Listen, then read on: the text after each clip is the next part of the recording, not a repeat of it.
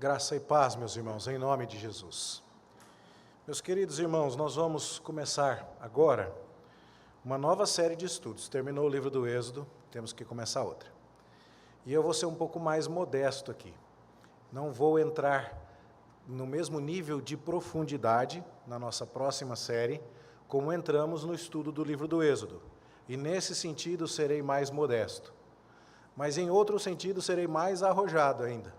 Porque o livro que nós vamos estudar agora é bem mais difícil, que é o livro de Ezequiel. Eu não me lembro, em toda a minha vida cristã, de ter ouvido um sermão em Ezequiel que não fosse o sermão do Vale dos Ossos Secos. Eu não me lembro. E é porque o texto dá trabalho, queridos. E a nossa investigação do texto, o quanto de coisa a gente precisa saber até chegar ao texto, é um caminho longo. E isso, de certa forma, é uma bênção e um certo sacrifício das ovelhas do pastor Márcio Alonso. Ele foi estudar em São Paulo, ele voltou animado, vocês viram hoje cedo, né? Saiu metralhando informação em todo mundo aí. E eu tenho esse problema, irmãos, e eu não sei o quanto eu devo me arrepender dele ou o quanto eu devo continuar insistindo. Filho de espanhol é assim, tem que pôr comida na mesa. Não tem problema se sobrar, mas uma coisa chata é quando vem a visita, come tudo que tem lá e fica olhando com aquela cara de só isso, né? E eu fico muito incomodado quando eu estou preparando o sermão e digo, não tem coisa aqui suficiente, não tem bênção suficiente, preciso dar mais bênção para minhas ovelhas. Mas eu acho que eu fiz algumas engasgarem hoje cedo. E eu, então, vim preparando esse sermão hoje à tarde, perguntando, Senhor, como falar destas coisas que são tão abençoadoras, tão enriquecedoras, mas de um jeito que as minhas ovelhas não engasguem, com tanta informação. E eu vou pregar olhando para vocês aqui, estou de óculos novo, estou enxergando de perto e de longe, agora não precisa pôr e tirar, agora abaixa assim, multifocal, enxerga embaixo, levantou, estou vendo você. E aí então, me ajude, por favor. De vez em quando, assim, tem misericórdia do pastor, ele me avisa, faz assim, estou entendendo. Então, faz assim, ó, não tem problema, eu consigo viver com isso. Mas eu queria ver você entendendo e sendo abençoado pelas questões da palavra de Deus que abençoaram muito, muito a minha vida na semana passada, e eu quero compartilhar com você. Nós vamos ler o texto de Ezequiel, capítulo 1, e eu quero ler e quero que você acompanhe comigo. Eu mesmo faço a leitura toda. Ainda voltamos então na projeção da liturgia, texto de Ezequiel, capítulo 1. E assim nós lemos, na santa e bendita palavra do Senhor. Aconteceu no 30º ano, no 5º dia do 4º mês, que estando eu no meio dos exilados, junto ao rio Quebar, se abriram os céus, e eu tive visões de Deus.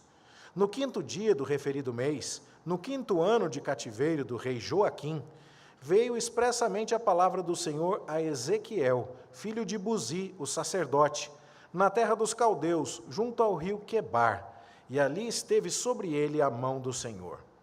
Olhei, e eis que um vento tempestuoso vinha do norte, e uma grande nuvem com fogo a revolver-se, e resplendor ao redor dela, e no meio disto uma coisa como metal brilhante que saía do meio do fogo. Do meio dessa nuvem saía a semelhança de 4 seres viventes, cuja aparência era esta, tinham a semelhança de homem. Cada um tinha 4 rostos, como também 4 asas. As suas pernas eram direitas, a planta de cujos pés era como a de um bezerro e luzia como o brilho de bronze polido. Debaixo das asas tinham mãos de homem, aos 4 lados. Assim todos os 4 tinham rostos e asas. Estas se uniam uma à outra, não se viravam quando iam, cada qual andava para a sua frente. A forma de seus rostos era como o de homem. À direita, os 4 tinham um rosto de leão. À esquerda, rosto de boi. E também rosto de águia, todos os 4. Assim eram os seus rostos. Suas asas se abriam em cima. Cada ser tinha 2 asas, unidas cada uma à do outro. Outras 2 cobriam o corpo deles. Cada qual andava para a sua frente, para onde o Espírito havia de ir. Iam, não se viravam quando iam. O aspecto dos seres viventes era como carvão em brasa, à semelhança de tochas. O fogo corria resplendente por entre os seres, e deles saíam relâmpagos. Os seres viventes zigue-zagueavam à semelhança de relâmpagos. Vi os seres viventes, e eis que havia uma roda na terra, ao lado de cada um deles. O aspecto das rodas e a sua estrutura eram brilhantes como berilo. Tinham as quatro a mesma aparência, cujo aspecto e estrutura eram como se estivera uma roda dentro da outra. Andando elas, podiam ir em 4 direções, e não se viravam quando iam. As suas cambotas eram altas e metiam medo, e nas 4 rodas as mesmas eram cheias de olhos ao redor. Andando os seres viventes, andavam as rodas ao lado deles. Elevando-se eles, também elas se elevavam. Para onde o Espírito queria ir, iam, pois o Espírito os impelia, e as rodas se elevavam juntamente com eles, porque nelas havia o Espírito dos seres viventes. Andando eles, andavam elas, e parando eles, paravam elas. E elevando-se eles da terra, elevavam-se também as rodas juntamente com eles, porque o Espírito dos seres viventes estava nas rodas. Sobre a cabeça dos seres viventes havia algo semelhante ao firmamento, como cristal brilhante que metia medo, estendido por sobre a sua cabeça. Por debaixo do firmamento estavam estendidas as suas asas, a de um em direção a de outro. Cada um tinha outras 2 asas com que cobria o corpo de um e de outro lado. Andando eles, ouvia o tatalar das suas asas, como o rugido de muitas águas, como a voz do Onipotente. Ouviu o estrondo tumultuoso, como o tropel de um exército. Parando eles, abaixavam as suas asas. Veio uma voz de cima do firmamento que estava sobre a sua cabeça. Parando eles, abaixavam as asas. Por cima do firmamento que estava sobre a sua cabeça, havia algo semelhante a um trono, como uma safira. Sobre esta espécie de trono estava sentada uma figura, semelhante a um homem. Via como metal brilhante, como fogo ao redor dela, desde os seus lombos e daí para cima, e desde os seus lombos e daí para baixo, via como fogo e um resplendor ao redor dela. Como o aspecto do arco, que aparece na nuvem em dia de chuva, assim era o resplendor em redor.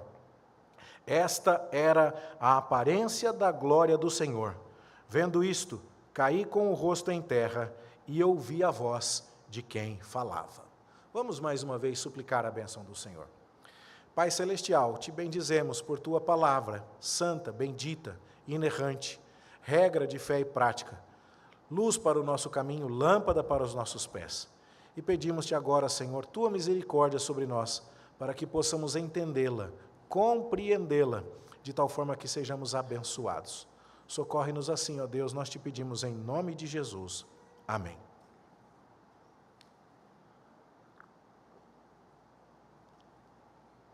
Agora sim, então, podemos, por favor, colocar o slide? Bom, meus irmãos, parte do desafio de entender a mensagem de Ezequiel é que você precisa entender muitas coisas que estavam acontecendo naquela época para que você entenda a mensagem de Ezequiel.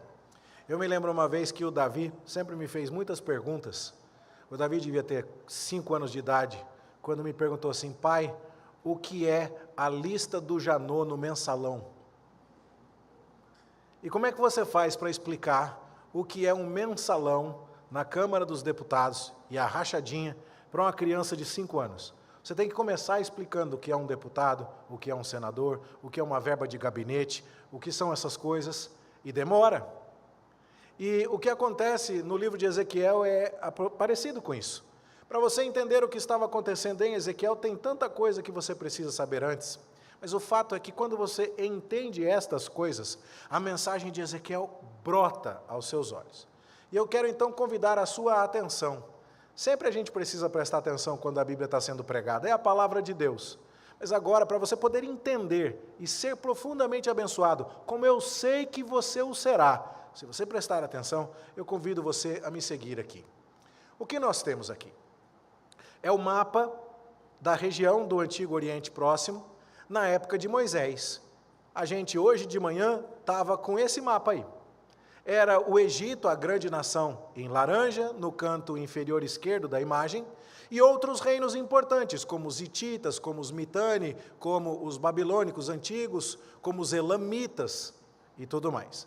Mas o que nos interessa particularmente é verificar o Egito e verificar que na terra de Canaã você não tem a indicação de um povo em particular. Está vendo ali a terra de Canaã? Então ali você não tem ainda aquele território ocupado com o nome do povo que ali está. Por quê? Porque os hebreus estão escravizados no Egito. E essa é a época do Êxodo. Vamos andar um pouquinho. 200 anos depois, 250 anos depois, o que você tem? O Império Hitita cresceu lá em cima, mas a Bíblia não está prestando muita atenção nele. Os assírios cresceram, os babilônicos cresceram, os elamitas cresceram, mas a Bíblia não está prestando atenção neles. A Bíblia agora está mostrando para nós o que acontece na terra de Canaã. Continua aqui. Mas o que acontece ali? Aquela terra foi distribuída para as 12 tribos de Israel. É o período dos juízes, é o período que se segue aos dias de Josué, é aquele período do profeta Samuel. E o que você tem ali? A terra de Canaã ocupada, mas não de uma maneira tão intensa. Como você pode ver em outros momentos, há mapas que vão dizer que aquele ainda era um território sob a influência política do Egito, que ainda era a maior e mais próxima nação em relação à terra de Canaã. Mas, quando você chega nos dias de Davi e Salomão, você percebe que o mapa mudou. Agora o que você está vendo ali? Um reino verde, bem destacado. Por quê? Porque do ano 1050 ao ano 1010 a.C., Saul foi governante em Israel, 40 anos. Depois que ele morreu, de 1010 a 970, foi Davi. Davi expandiu as fronteiras, venceu os filisteus, derrotou inimigos em redor e fez um reino forte. Mas Salomão, o seu filho, expandiu aquele reino e muito. E a gente sabe pela Bíblia que Salomão chegou até o Mar Vermelho aqui embaixo, que ele fez comércio com Tiro lá em cima, e que ele expandiu em muito território. A gente sabe que a rainha de Sabá veio de longe, lá da Etiópia, lá daqui de baixo aqui, para conhecer a fama de Salomão. De repente o povo de Israel está no mapa pela primeira vez. É o auge da grandeza daquela nação. E isso é algo que prefigura o futuro. Jesus vai dizer, a rainha de Sabá veio de longe para ver a riqueza, a glória e a sabedoria de Salomão. Mas o que foi que Jesus disse em seguida? Eu sou maior do que Salomão. Ou seja, quando você tem esse reino aí, é porque Davi obedeceu. É porque Davi foi um rei segundo o coração de Deus, e Deus teve misericórdia de Davi e de Salomão, e o reino se expandiu, se fortaleceu. O templo foi construído, o palácio de Salomão, a cidade de Jerusalém, muitas outras cidades construídas. Mas a gente sabe, o Salomão não se apegou exclusivamente a Deus. Lá no livro de Deuteronômio, Moisés tinha dito que era para o rei se manter fiel a Deus e não confiar na sua própria força e nem multiplicar seus cavalos, o que seria hoje o equivalente a multiplicar seus tanques de guerra, seus drones ou seus caças. Não precisa fazer armamento. Quem está dando paz para Israel é o Senhor. Mas Salomão não levou isso a sério. Ele casou com mulheres estrangeiras, ele fez cidades estábulo para guardar os seus muitos cavalos, e ele se fortaleceu do ponto de vista humano e começou a esquecer o Senhor. O resultado foi que ele acabou caindo em idolatria, e você conhece essa história, e aí então o reino se divide com a morte de Salomão. E agora, por volta do ano 930, o que nós temos? Nós temos o reino de Israel. Veja o slide anterior como ele estava grandão, e veja esse slide agora como enxugou. Agora é o reino de Israel com 10 tribos governadas por Jeroboão, e o reino de Judá ao sul ainda governado por um descendente de Davi, o filho de Salomão, o Roboão, mas já não é mais a mesma glória. E aí o que você tem no mapa? Olha o Egito. Não está incomodando muito, porque não é uma grande potência naquele momento. Cadê os hititas lá em cima? Sumiram. Onde estão os assírios? São até grandes, mas não estão se avizinhando do povo de Israel. E os babilônicos? São grandes, mas estão longe. Ou seja, o reino de Israel e o reino de Judá estão divididos, estão pequenos, mas não estão enfrentando ameaças internacionais. Só que o tempo vai passando. E século e pouco mais tarde, você tem os assírios crescendo. Você começa a perceber que os assírios estão com fome de conquista. E agora os profetas começam a avisar, principalmente no reino do norte, onde a idolatria esteve muito forte.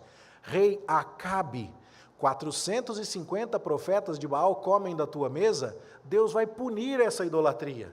Vocês precisam se voltar ao Senhor, senão Deus vai usar os assírios como instrumento da sua justiça. E então os profetas começam a avisar que Deus usaria o reino dos assírios contra o povo de Israel. Só que os assírios eram muito cruéis, e é por isso que o Jonas não gostava deles. E aí quando Deus mandou Jonas ir lá pregar a salvação para os assírios, o Jonas falou, eu quero que eles morram tudo, aquelas pestes. E ele não foi. Então ele pegou o caminho do mar, ao invés de pegar o caminho para a terra. E ao invés de ir de Jerusalém para Nínive, ele pegou o barco para ir para Tarsis, que estava mais ou menos ali. Ele fugiu. Mas os assírios estão crescendo. E aí você olha para o mapa e vê a coisa começando a ficar cada vez mais feia. O reino de Judá ainda está de pé. E eles tiveram um rei que governou por 52 anos, chamado Uzias. Só que Uzias, depois de ter feito muitas melhoras no reino de Judá, morreu. E aí fica aquela pergunta, e agora? O que vai acontecer com a gente? E foi no ano da morte do rei Uzias, que Isaías, a gente leu esse texto no culto, viu o Senhor num trono, e os anjos diziam, ele é santo, santo, santo, ele é santíssimo. O rei Uzias tinha ficado com lepra na cabeça. E ele teve um problema assim, como um juízo de Deus. E Acás, o neto de Uzias, vai querer fazer amizade com os assírios. E ele visita os assírios e vê como é que os assírios estão adorando, traz um altar idólatra dos assírios e coloca no templo de Jerusalém. Porque a religião dele é uma religião de ordem prática. A minha religião é a religião do mais forte. Se os assírios é que estão mandando, eu vou cultuar do jeito que os assírios cultuam. E Isaías significa Jeová, Yahvé, o Deus de Israel, é a salvação. Não fica com medo dos assírios, não. Confia no Senhor, é a mensagem de Isaías. Mas os assírios estão crescendo. E aí, olha só, chega uma hora em que os assírios destroem o reino do norte. Destroem a capital Samaria, onde o rei Acabe tinha patrocinado a idolatria a Baal. E agora só sobrou o reino de Judá, espremidinho ali, pequenininho, e os assírios cada vez maiores. O tempo vai avançando, e olha a situação do Império Assírio por volta do ano 701 a.C. Só dá eles no mapa. Um império sem precedentes até então. Nunca havia acontecido que aquela região fosse dominada por um império tão grande, os assírios. E aí então você percebe que Judá permanece no mapa como um estado independente, mas está tão apertadinho entre o Egito e os assírios ali, e ele está inclusive de azul claro para dizer que ele está meio que pagando tributos para os assírios. E aí chega uma hora que tem um rei muito metido, chamado Senaqueribe, e ele diz assim, eu vou destruir todo o reino de Judá. E ele vem e destrói 46 cidades fortificadas, só falta Jerusalém. E ele manda uma carta para o rei Ezequias e diz assim, se entregue, Ezequias, você não tem esperança. Mas Ezequias corre para o profeta Isaías e pede ajuda, e Isaías ora. E Deus manda responder, ele não vai jogar uma flecha contra essa cidade aqui. E Deus mata 185 mil soldados assírios. E Senaqueribe volta para casa, encolhido, curvado, humilhado. Desde então, apesar de todas as infidelidades e da paquera com as outras nações, se desenvolveu erradamente uma ideia de que Jerusalém era a prova de qualquer tipo de conquista. Porque Deus não tinha deixado Senaqueribe conquistar Jerusalém, então Deus nunca ia deixar aquela cidade que carrega o nome dele ser destruída. E essa era uma crença verdadeira desde que uma condição fosse cumprida. Enquanto o povo fosse obediente e temesse apenas ao Senhor e falasse de Deus às outras nações, sim, Jerusalém seria mantida. Mas eles não podiam achar que, sendo o povo de Deus, estavam livres para desobedecer à vontade e ainda assim Deus haveria de proteger a cidade. Não é assim que funciona a aliança com Deus. Mas o povo não estava querendo entender as coisas do jeito certo. E aí começa a surgir um outro império no cenário mundial, que é a Babilônia. A Babilônia tinha sido absorvida pelos assírios, mas por volta do ano 640 ela começa a ressuscitar. Aquele pessoal que lá em Gênesis 11 fez a Torre de Babel para dizer, Deus mandou a gente se espalhar, mas nós não queremos fazer o que Deus está mandando, a gente quer se juntar aqui mesmo. Deus quer que a glória dele seja promovida, mas a gente quer fazer glorioso o nosso nome. Então nós vamos ficar aqui e vamos fazer as nossas coisas. Esse pessoal da Torre de Babel é o pessoal da Babilônia. E eles começam a ressurgir no meio do Império Assírio, por volta do ano 640. E eles começam a incomodar os assírios. E os assírios que estavam tão voltados para destruir Jerusalém, para conquistar Jerusalém, agora tiveram que cuidar dos babilônicos. E sabe o que acontece quando alguém tem que cuidar de outro inimigo e larga do seu pé? Você tem paz. E foi mais ou menos nessa época que o rei Josias começou uma reforma importante em Jerusalém. Ele encontrou o livro de Deuteronômio numa reforma que ele mandou fazer. O templo estava cheio de falsos ídolos, dedicado a outros deuses. E Josias, ainda muito jovem, manda fazer uma limpeza no templo. E eles recuperam os livros de Moisés. E aí, então eles percebem todos os erros da nação e eles reconstroem toda a vida religiosa, reformulam o templo, celebram a Páscoa. E, gente, está um tempo muito bom aqui. Por quê? Porque os assírios estão ocupados com os babilônicos. Nós não estamos precisando gastar dinheiro com o exército para patrulhar a fronteira. Nós não estamos precisando investir muito com equipamento de radar, sabe? Não precisa gastar muito com drone. Basta, a gente pode fazer festa aqui e fazer a nossa religião. O Ministério da Defesa podia ter um orçamento mais modesto e o Ministério da Religião podia ter um orçamento mais gordinho naquela época. E então o povo de Judá cresce.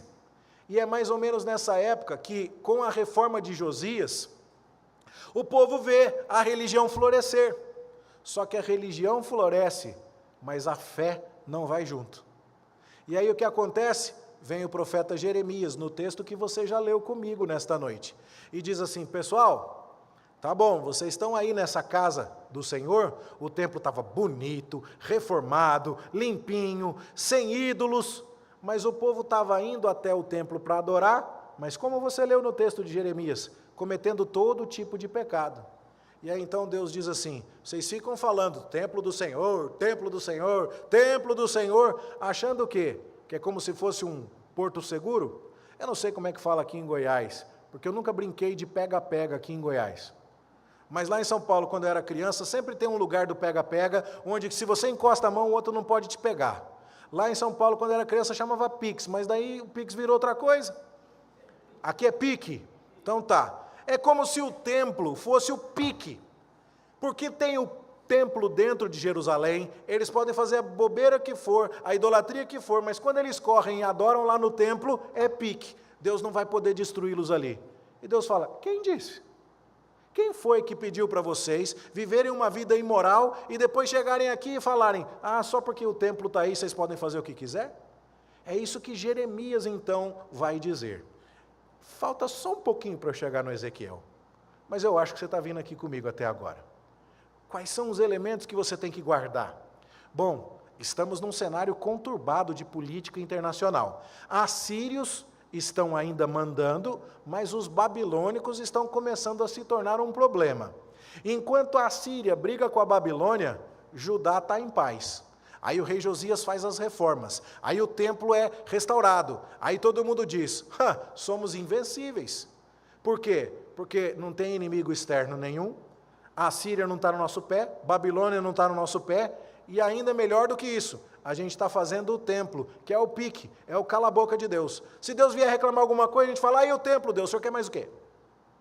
E essa falsa religiosidade é o problema que antecede os dias de Ezequiel. E eu acho, deixa eu ver, eu acho que nós estamos juntos, né? Obrigado, legal. Aí então, esse é o Jeremias, pregando lá em Jerusalém, e falando, pessoal, não confiem. Não confiem, Deus não está interessado em beber sangue de boi, em comer carne de sacrifício, Deus quer a sua vida de piedade, Ele não quer religiosidade, Ele quer uma fé verdadeira. E aí o que acontece? Gente, de uma hora para outra, os babilônicos viram o jogo, eles tomam Nínive, que cai repentinamente, cumprindo a profecia de Naum. Naum foi o profeta que disse assim: Nínive vai ser destruída, porque os ninivitas são maus.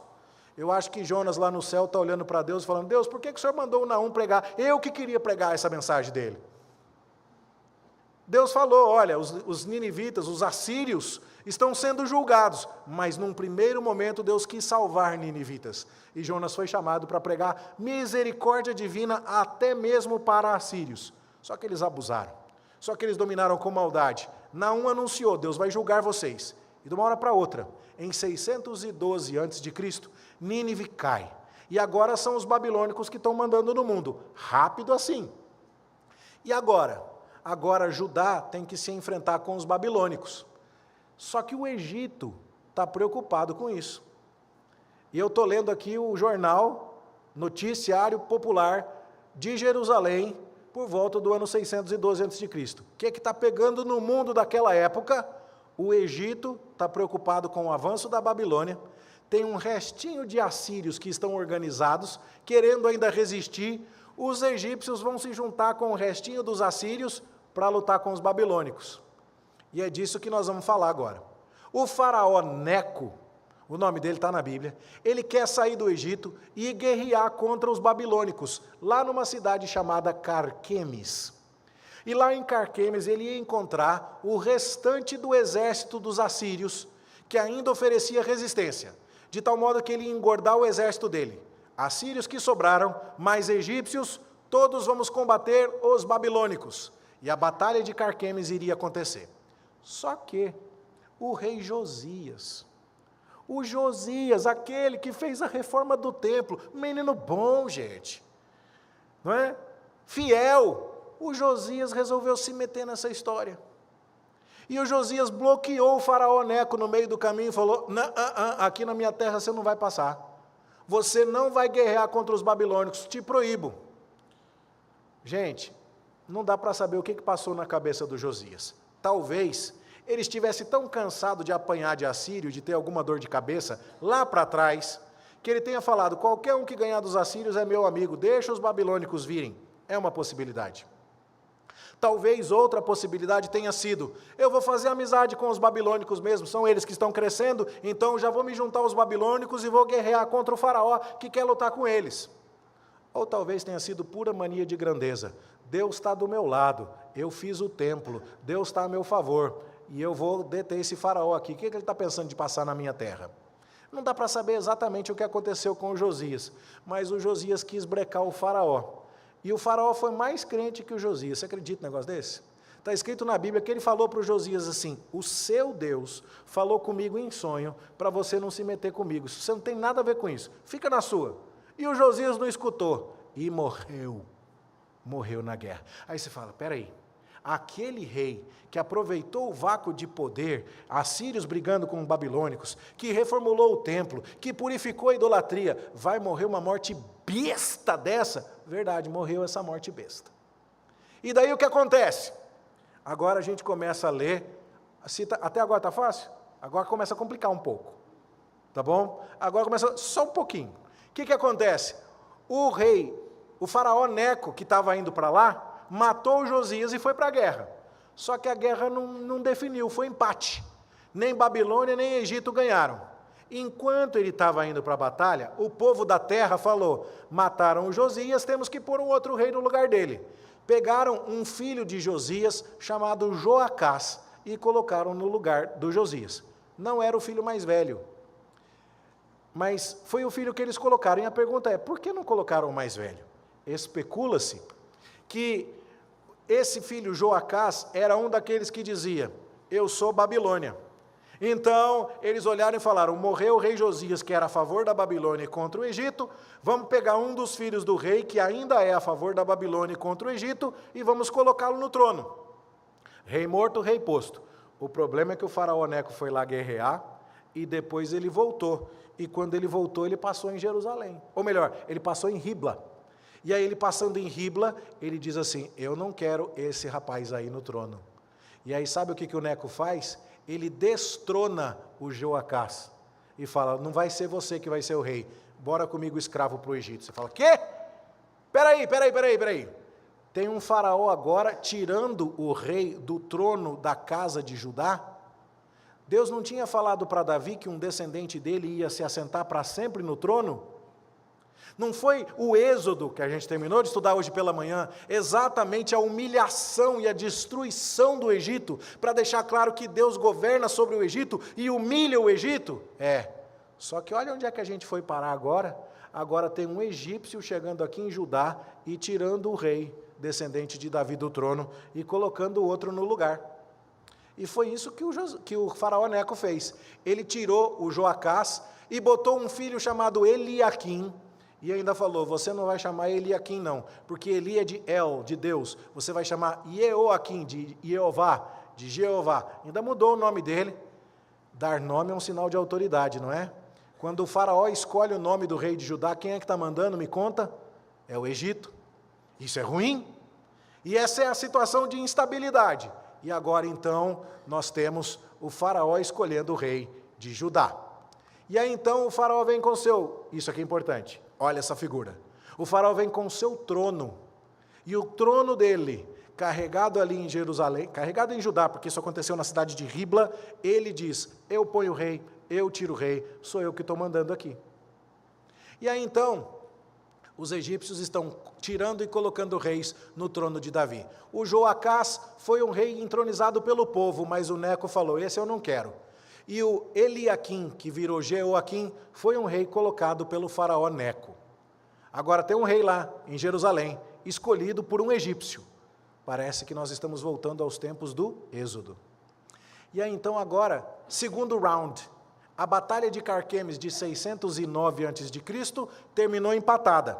4 anos depois, os babilônicos estão reorganizados, os egípcios estão reorganizados. E agora o faraó vai passar de novo pela terra de Judá para guerrear contra os babilônicos. Eu não tenho tanta informação na cabeça assim, eu não me lembro, mas eu acho que os assírios já não estão mais participando dessa parada. Eles já tinham ido embora.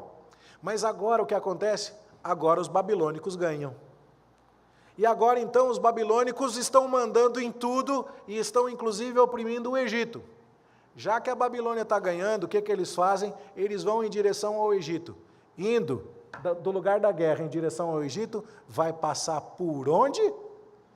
Vai passar por Judá. Quem está sentado no trono de Judá é um tal de Jeoaquim. Mas quem colocou o Jeoaquim no trono foi o egípcio. E quem que está mandando agora? É a Babilônia.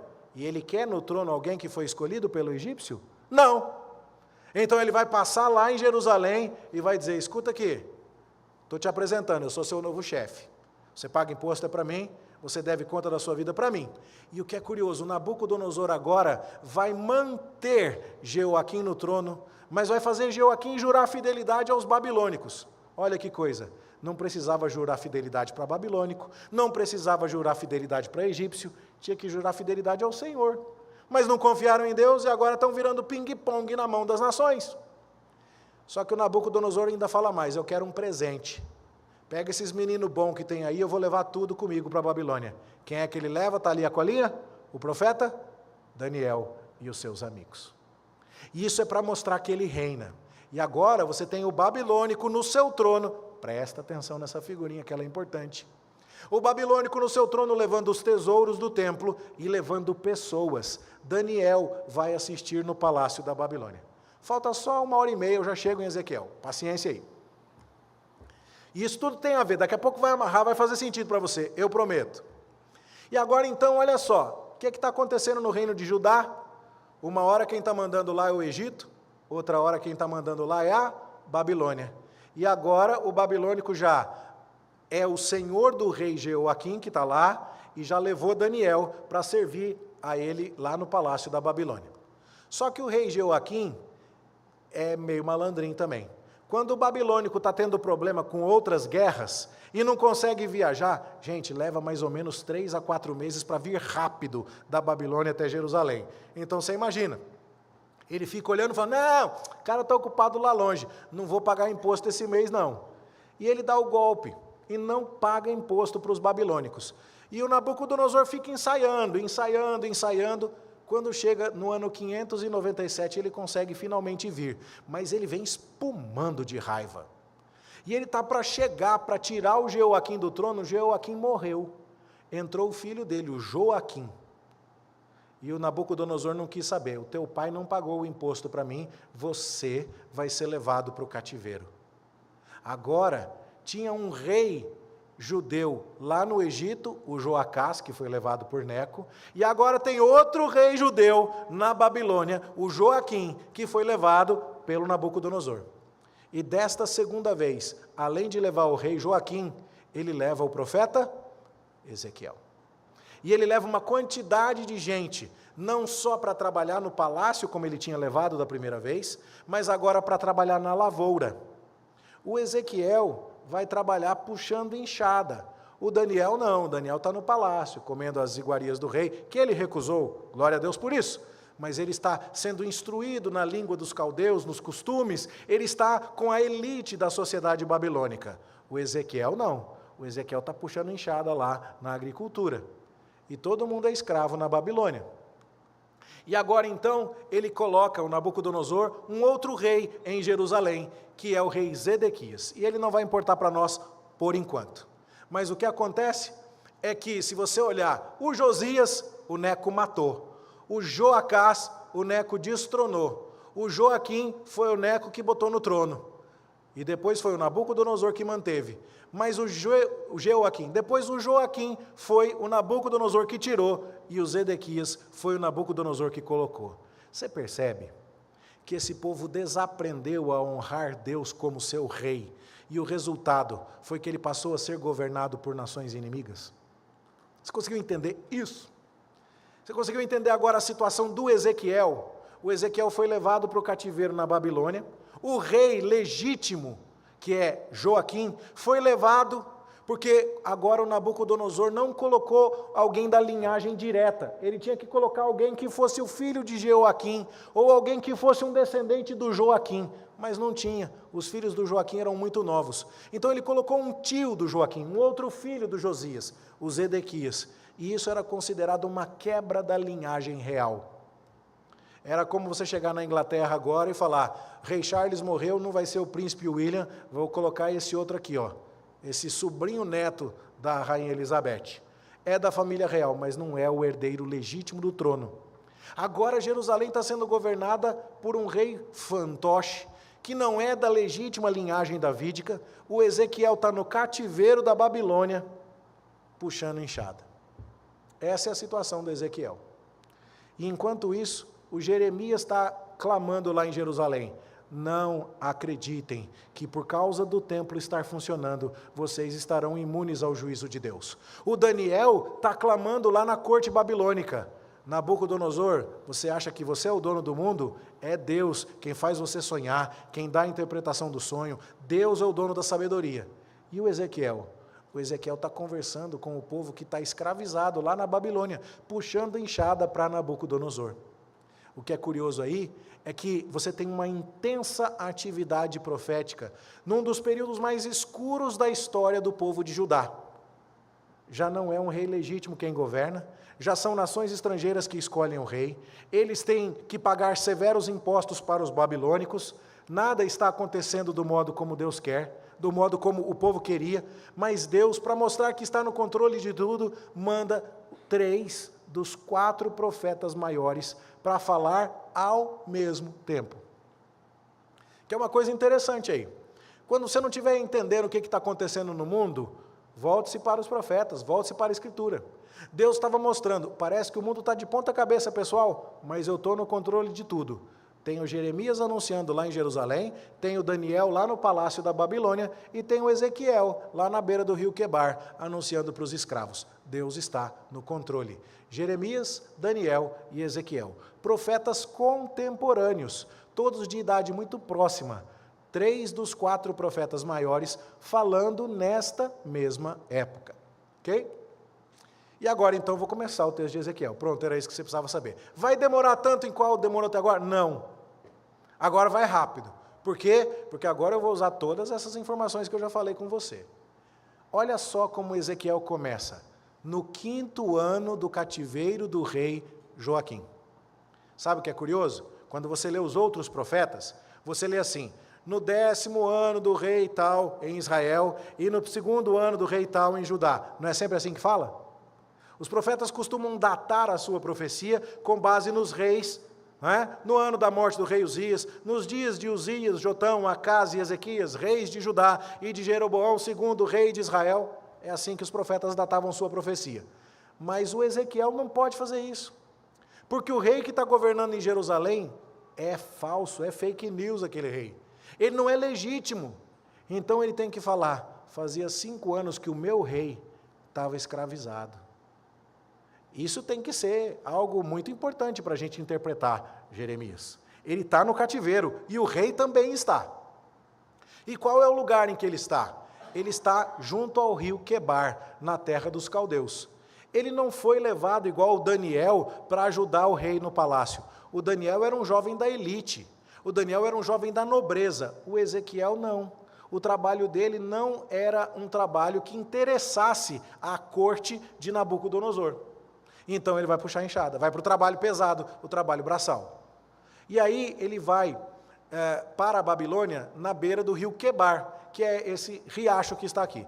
É um pouco discutida a localização do rio, mas a gente sabe que é ali perto da região da Babilônia, isso que nos importa mais. Bom, e qual é a situação dele?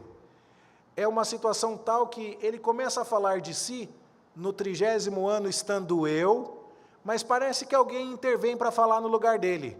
No 5º dia do referido mês, esteve sobre ele a mão do Senhor.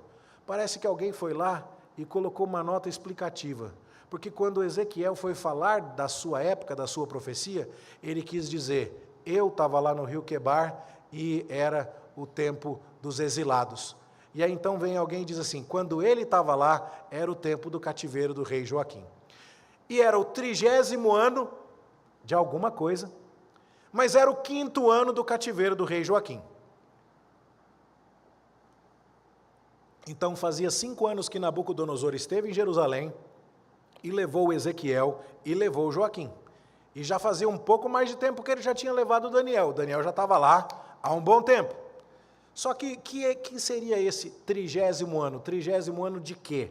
E a resposta é o 30º ano do Ezequiel. Você já viu algum profeta contar quantos anos ele tinha?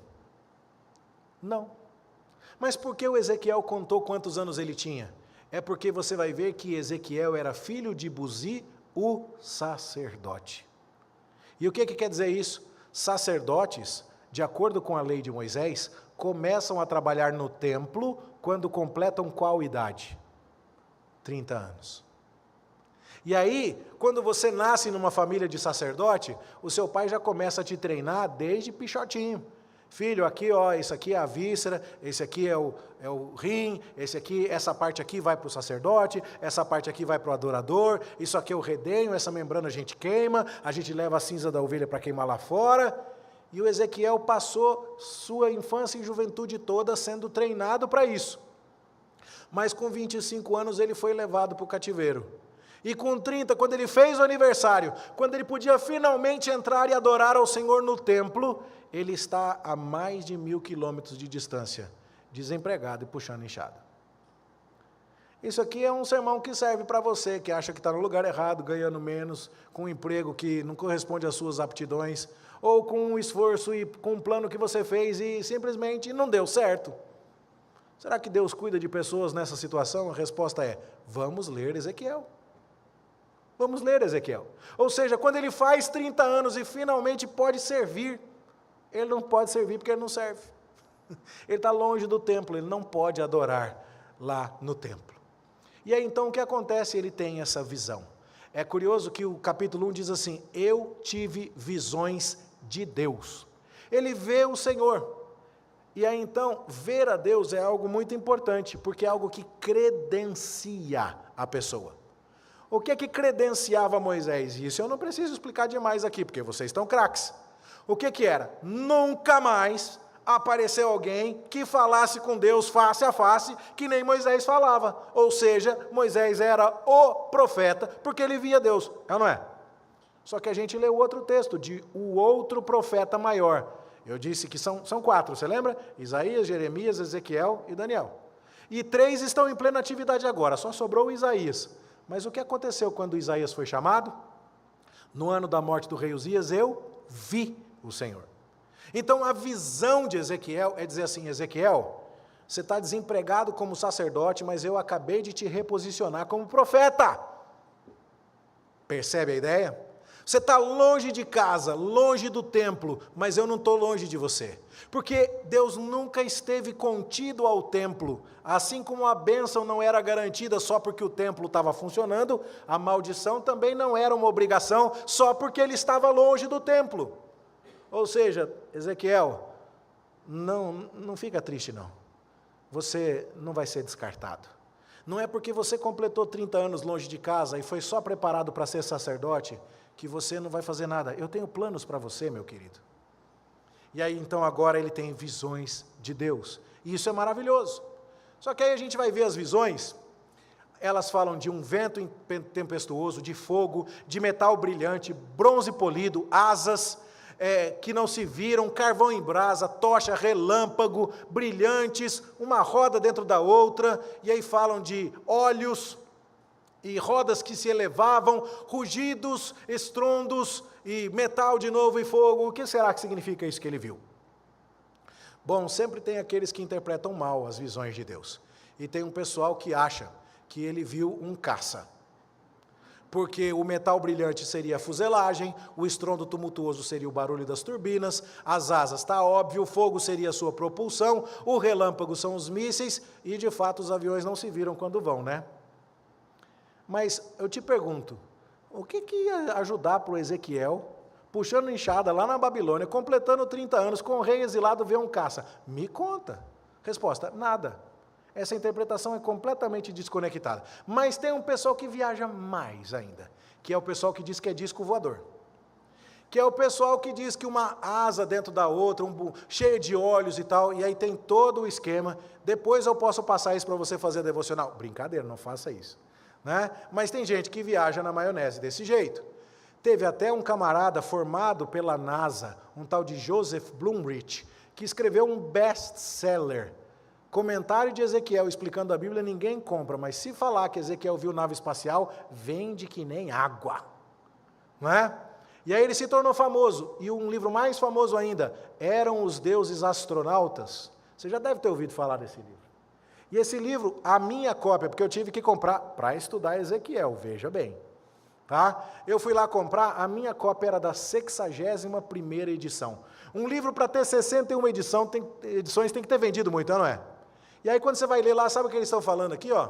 Deixa eu ver aqui. Ó. Que Ezequiel tinha recebido uma ordem dos seres extraterrestres para colocar o mundo em ordem, que estava muito bagunçado.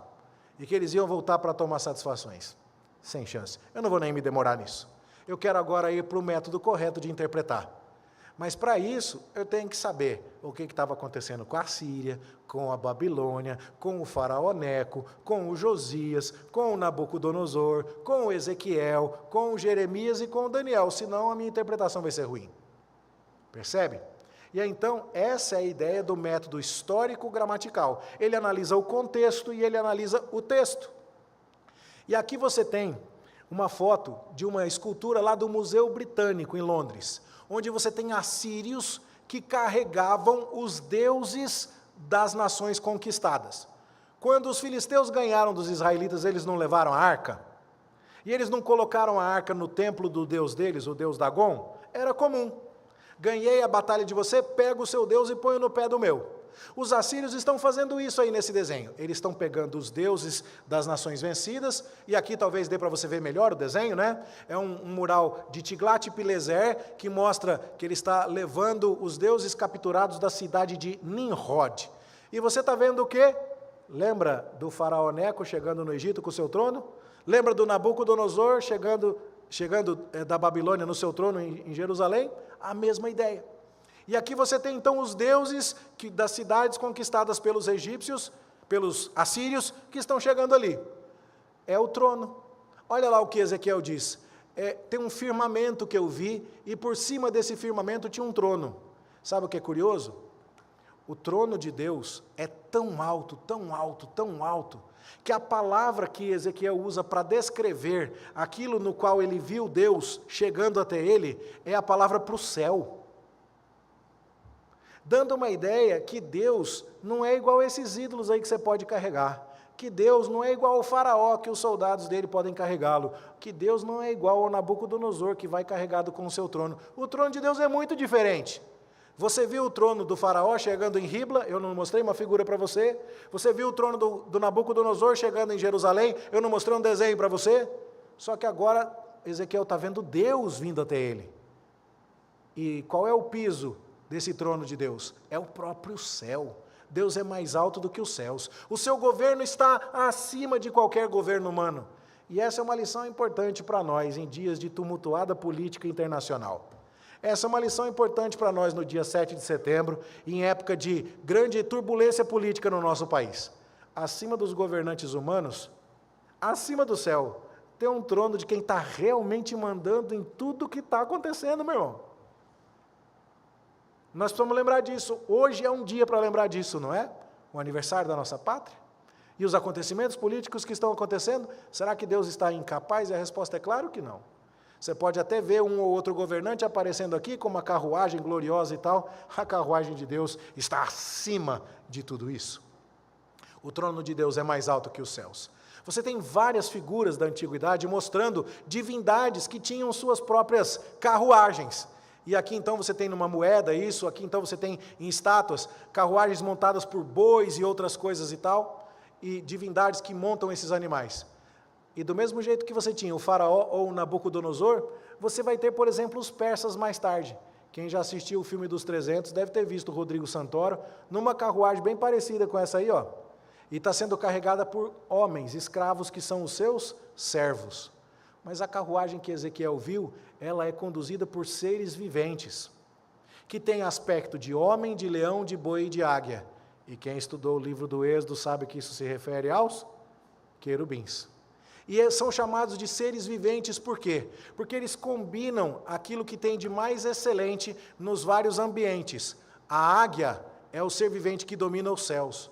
O leão é o ser vivente que domina as terras selvagens. O boi é o ser vivente que domina os animais domésticos. O homem é o ser vivente que domina toda a criação. Quando a carruagem de Deus é conduzida por seres viventes, e não por homens, e não puxada meramente por cavalos, mas por seres tão especiais, é como Deus dizendo assim, toda a criação está ao meu serviço. Se você acha que carro novo é status, você viu o carro de Deus aqui? Ah, comprei um carro XPTO. Ah, bom para você, mas você viu o carro do meu Deus? Para começo de conversa, o chassi é o céu. E a potência do motor não dá para medir nem em cavalos, porque a potência do motor de Deus é medida em seres viventes, amigo. É o universo todo que trabalha para ele. E ele vai para onde ele quer. E agora então você começa a ver algo importante. Ezequiel, relaxa aí. Está preocupado com o que está acontecendo na política internacional? Deus está no controle. Ele veio até aqui falar com você. E aí a gente sabe, né, que os palácios antigos tinham criaturas que combinavam essas coisas todas. A gente já estudou isso no livro do Êxodo. Eu não vou me demorar. E aí então Ezequiel vai ter uma visão mais tarde no capítulo 10, dizendo, eu entendi, eram querubins. E eles eram aqueles que carregavam a carruagem real de Deus. Então todos os seres viventes do universo estão a serviço do Senhor. Ele é muito maior do que Nabucodonosor, ele é maior do que o presidente, do que o ex-presidente, do que o juiz, do que o ministro, do que o cara que pôs a tarifa, do que o cara que vai tirar a tarifa. O trono de Deus está acima de tudo isso aí. E se você está preocupado com alguma coisa que pode acontecer, está preocupado com o preço do alface, porque você está puxando enxada e não sabe o que pode acontecer com a sua vida, leia Ezequiel no dia de hoje, irmão, e saiba, tem alguém que está no controle de absolutamente tudo, e que estava preocupado de aparecer para Ezequiel, lá no meio da Babilônia, a mais de 1000 quilômetros de distância de Jerusalém, na época do exílio do rei Joaquim, para dizer, Ezequiel, eu continuo no controle. Isso é importante. E aí então a gente vê as rodas. Diz que tem uma roda dentro da outra. a gente não sabe bem como é que é. Até a descrição do Ezequiel no hebraico, ela é meio confusa. Sabe quando a pessoa está eufórica, e aí ela fala uma coisa e parece que não tem nada a ver, e as frases nem terminam, e o hebraico de Ezequiel capítulo 1 é assim, é meio quebrado mesmo, dando a ideia de que ele estava meio atônito quando ele tentou escrever o que ele viu, porque era muito grande, era a glória de Deus. E fala que naquela roda dentro da outra tinha olhos. Eu acho essa roda muito esquisita, eu fico pensando nessa roda passando no chão e um pedregulho entrando no olho, me dói assim. Alguns dizem que quando fala de olhos, é porque seria uma espécie de pregos com pedras preciosas em formato de olhos. E aí, então seria uma referência à glória daquela carruagem, já que as suas rodas eram cheias de olhos de rubis, olhos de pedras preciosas. Outros vão dizer que não, que era a roda cheia de olho, como um exemplo de que Deus está vendo tudo o que acontece na terra, e Ele está passando por tudo e está vendo a situação de Ezequiel. As duas coisas são possíveis e plausíveis, e nós não somos obrigados a decidir por nenhuma delas. O fato é, Ezequiel está lá vendo a carruagem de Deus. Mas sabe o que está acontecendo na Babilônia? A Babilônia tem uma festa, onde o Deus dos babilônicos, ele é levado em procissão.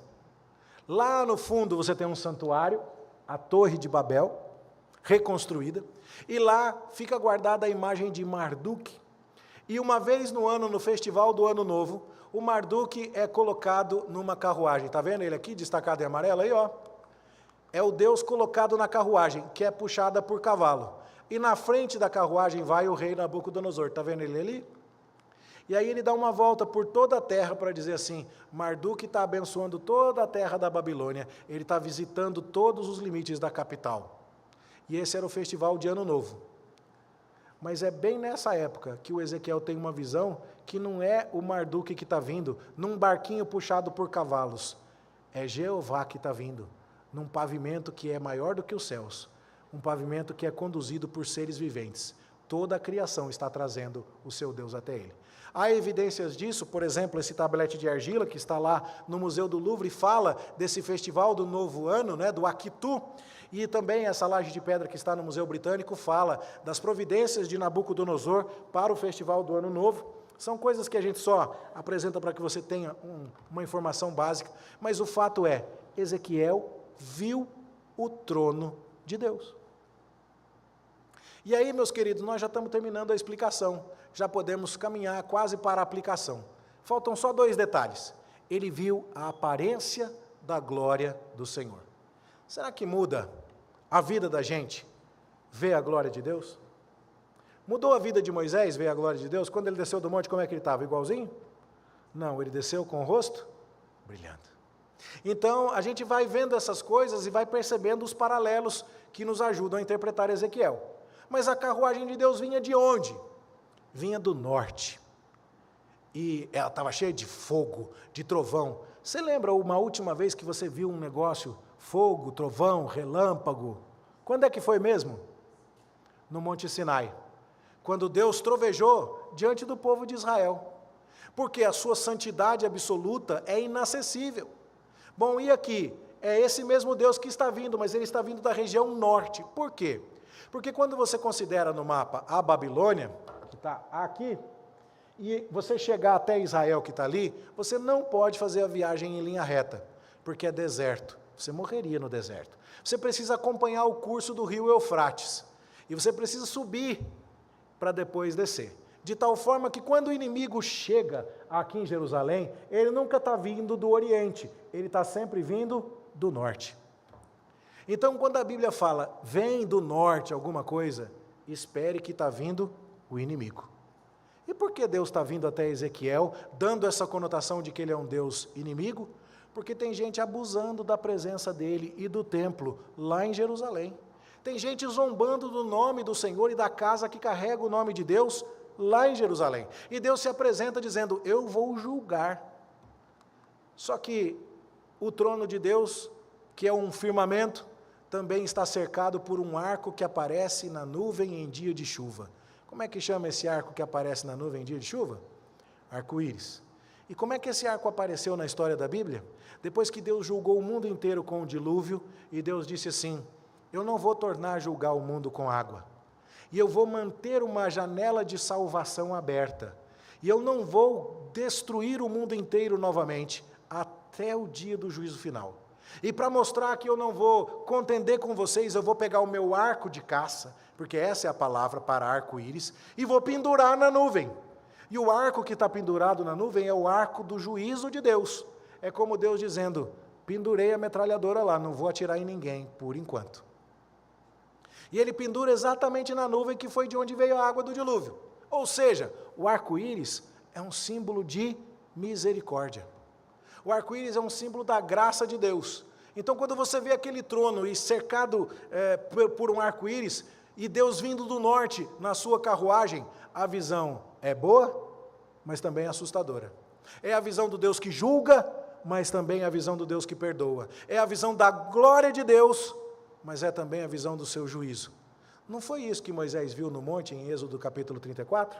Quando ele viu a glória de Deus, não teve fogo, relâmpago e tudo, e ele não ouviu Deus falando assim, que ele é o Deus que tem misericórdia de quem ele quer, mas que não inocenta o culpado, ele é o Deus da justiça, mas também é o Deus da graça? Esse é o Deus que está se apresentando. Então, para entender Ezequiel, a história de Êxodo te serve profundamente. E agora então, vamos lá, vamos entender essa história toda. Deus está vindo, cavalgando um querubim, espessas nuvens o cercam, e várias referências na Bíblia mostram que Deus cavalga nas nuvens, que Ele vem de maneira ligeira, e que Ele está se apresentando ali para Ezequiel no cativeiro. E o que é que isso significa? Bom, significa a primeira coisa, Deus é que está no trono. Você acha o quê? Que Joaquim, estando no cativeiro, acabou a esperança para o povo de Judá? Você acha que vai acabar a esperança para o povo brasileiro se esse presidente for reeleito? Ou você acha que vai acabar se o ex-presidente for reeleito? Ou você acha que nós temos esperança, segurança, dúvidas ou medos, dependendo de qual é o presidente, qual é a cor e qual é o número do partido que está lá no Palácio do Planalto? Você acha que a nossa segurança está onde, irmão? O rei Joaquim está no cativeiro já faz 5 anos. O rei que está lá governando em Jerusalém é um fantoche de Nabucodonosor. E Deus aparece e fala assim, olha eu aqui, Ezequiel, esse aqui é o meu trono, eu governo de cima da nuvem, eu tenho toda a criação, todos os seres viventes a meu dispor, sou eu que estou mandando aqui. Querido, não fica com medo não, assiste o noticiário para você não ser um alienado, mas não assiste como alguém que está desesperado, porque você conhece mais ainda do que Ezequiel teve chance de ver. Você conhece a glória de Cristo, que é o verbo que se fez carne e habitou entre nós. E nós vimos uma glória ainda maior. Ele está no controle. Aquele que estava sentado no trono é alguém que tem uma aparência de homem. É o Cristo pré-encarnado que Ezequiel viu. O Rei dos Reis, o Senhor dos Senhores. Calma aí. Calma aí. Tem gente no controle, o mundo não está à deriva não, e o Brasil não está à deriva. Nós vamos orar pelo Brasil, nós vamos fazer a nossa parte, tudo aquilo que nos compete, mas nós não estamos desesperados. Seja lá o que for que estiver acontecendo, Deus está no controle. Nós precisamos lembrar disso, ok? Há outras lições aqui. O rei está na Babilônia. Sabe o que é curioso? Muitas vezes as divindades eram consideradas de modo territorial. O Marduk tinha que dar uma volta pela Babilônia, no festival de Akitu, para ele fazer uma visita ali. Mas a carruagem dele não chegava até Jerusalém. E a carruagem de Deus chegou até a Babilônia?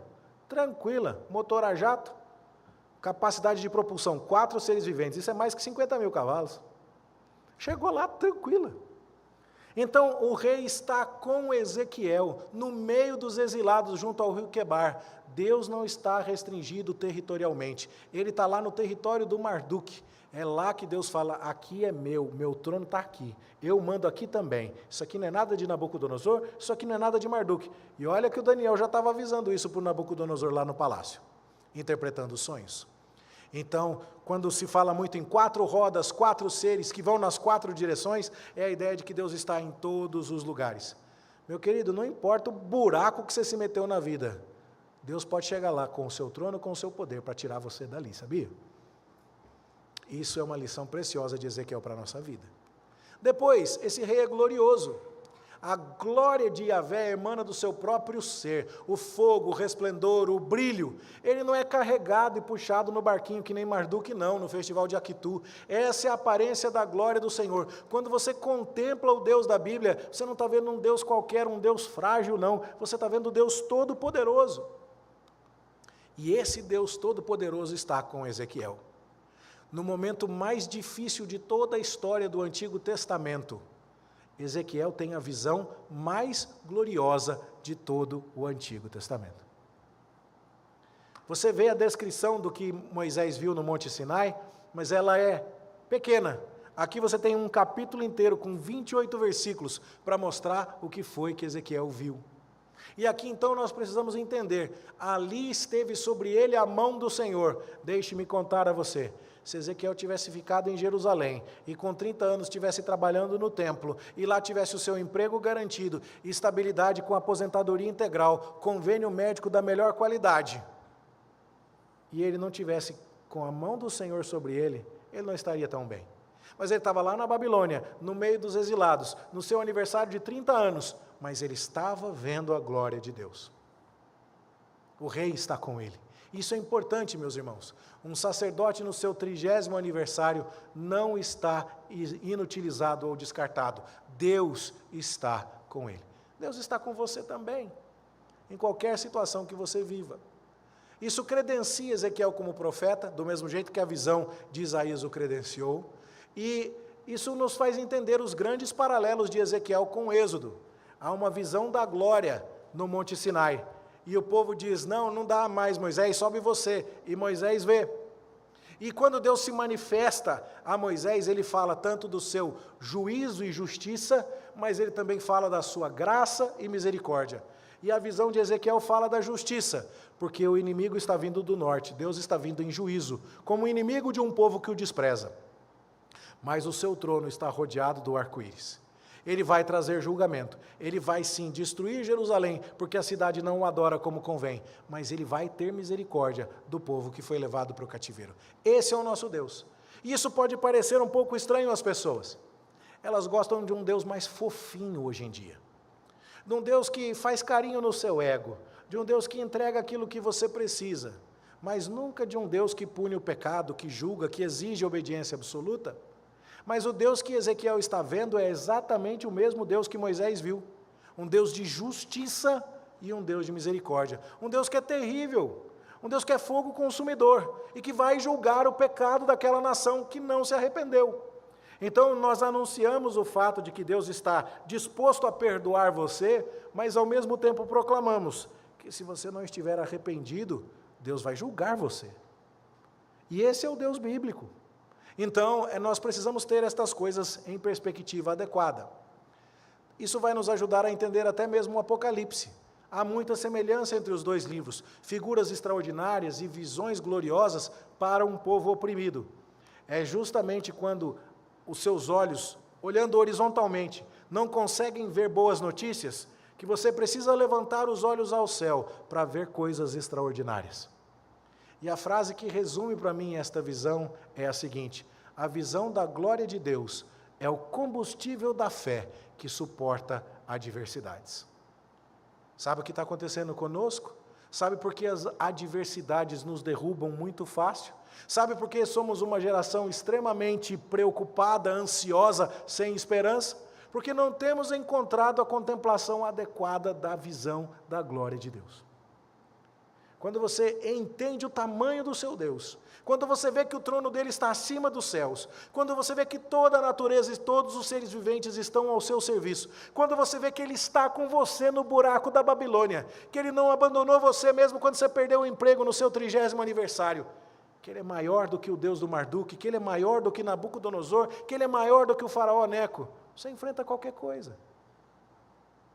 E essa é a visão que nós precisamos ter, meus queridos. Nós precisamos contemplar o Deus que Ezequiel contemplou. E por fim, algumas lições gerais e bem básicas. Você percebe quanta coisa seria perdida se nós não entendêssemos o contexto? A gente lê isso aqui e fala assim, o que tem aqui? Ih, Ezequiel estava esquisito esse negócio aqui. Mas aí, para entender isso aqui, há todo um trabalho que precisa ser desenvolvido. E é por isso que não pode ter preguiça de vir na aula da escola dominical. Por isso que não pode ter preguiça de comprar materiais que te ajudem a interpretar a Bíblia. Porque eu desafio você a cavar com vontade para entender a Bíblia, e eu duvido que você volte frustrado. Pastor, me esforcei para estudar a Bíblia. E olha, perdi meu tempo. Cavei. Quando fui ver, uma historiazinha comum. Não, isso não existe, querido. Toda vez que nós vamos até a palavra de Deus com sede, com desejo de entender, dispostos a pagar o preço de prestar atenção e seguir o raciocínio, nós somos extremamente bem-aventurados e muito abençoados. Só que tem que tomar cuidado, porque se você ficar lendo Eram os Deuses Astronautas, aí você vai ficar com umas ideias meio torcidas, né? Então, cuidado com aquilo que você consome. Então, a nossa oração é que esta visão seja consoladora para você, particularmente no dia 7 de setembro de 2025. Vai dizer que você não está acompanhando as notícias com mais interesse do que em outras épocas da sua vida. Houve uma época que a gente sabia o nome de todos os jogadores da seleção. Hoje a gente nem sabe direito quem joga na seleção, mas a gente sabe o nome dos ministros do STF. É ou não é? Faz tempo, desde a época do Rivaldo, do Ronaldinho número 1 e do Gaúcho lá, que eu não sei mais nome de jogador da seleção brasileira. Mas nome dos ministros eu sei todos, até os que não estão mais lá. A gente está vendo muita coisa acontecendo. Mas como é que a gente vai se sentir em relação a tudo isso? Hoje a gente vai dar glória a Deus e dizer, o Senhor está no controle, o teu reino é o reino acima dos céus, o teu trono está acima de tudo, todos os seres viventes te servem, o Senhor está conosco aqui. Mesmo nessa terrinha que eu vou contar para você, não está fácil não, mas o Senhor está aqui com a gente. Que isso nos tranquilize e nos atemorize, porque Deus estava vindo em juízo. Vai chegar, irmãos, vai chegar o dia do juízo para aqueles que têm abusado de Deus, para aqueles que têm torcido a justiça. Esses vão se encontrar com Deus e vão pagar muito caro. Então que isso nos console, que isso nos abençoe, em nome de Jesus. Amém.